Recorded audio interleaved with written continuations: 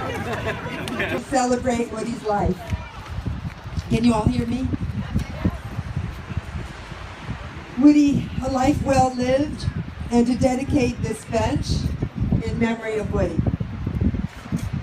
We, Ginny, Woody's wife, Tiffany and Tara, Woody's daughters, Bella, Layla, Jolie, Sky, and James, his grandchildren, DJ and Kemp, his sons-in-law, his friends, his neighbors, his relatives, his colleagues, his friends, his neighbors, his students, are all grateful for the incredible legacy that he's left. It's a legacy of love. He's for the richness and sweetness of memories that span a lifetime. Ginny, his wife, would like to share some heartfelt words with you.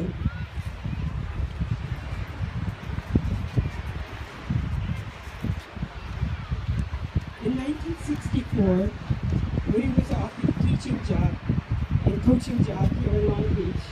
We were both from the West Coast, but had met at Columbia University and were recently married. We had really planned to go back to the West Coast, but the job offered here seemed so perfectly suited to his experience and talents that we decided to try it for a few years. A few years turned into 50 years.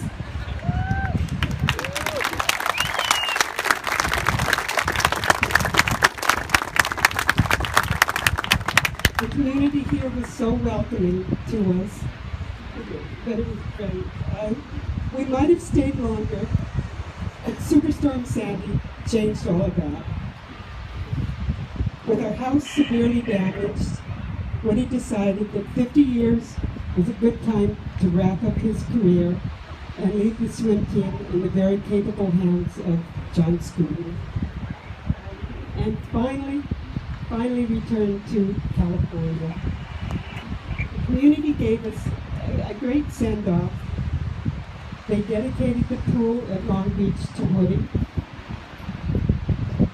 They gave us a wonderful retirement party, and the town of Hempstead paid him a very nice tribute, recognizing all the years that he worked with the town of Hempstead swimming program. It was wonderful for him to see how much his efforts here were appreciated. When we arrived in California at the end of October, Woody was enjoying a lot of the activities there, playing bridge, dancing, coaching his California daughters in swimming, and even doing some horseback riding. But near the end of May 2015, his health suddenly deteriorated, and we learned that he had pancreatic cancer. When people here heard how seriously ill he was, many of you sent messages by mail, by email, Facebook, carrying bridge, and in his final days, I was able to read many of those messages to him. The outpouring of love and appreciation for how he had touched their lives was a great comfort to him at that time. I want to thank all of you who took the time to send him messages then, and all of you who are taking the time now to come and pay this final tribute to him. My husband chose a career that didn't give him great financial wealth, but it made him so rich in love and respect. Thank you.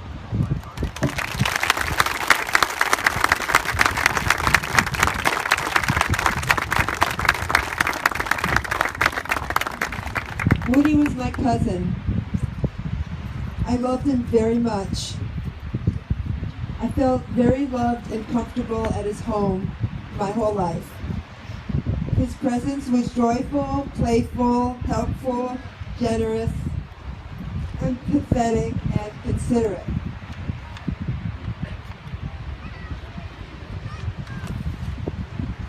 He made hospitality seem effortless. I felt that I had a home away from my home, and that I could visit him and his family whenever I wanted to. I'm very grateful that he was a part of my life. He made me feel very good, as I'm sure he made many of you feel very good. I felt that I could count on him to be steady and loving. His integrity was strong, and I felt safe and at ease with him. Woody was a very modest human being with a huge heart. He knew how to enjoy life. He was one of the kindest, sweetest, gentlest, fun-loving, and generous people I know. Goodness came naturally to him. He never lost contact with the child within him, which endeared him to young people throughout his life. He never grew old.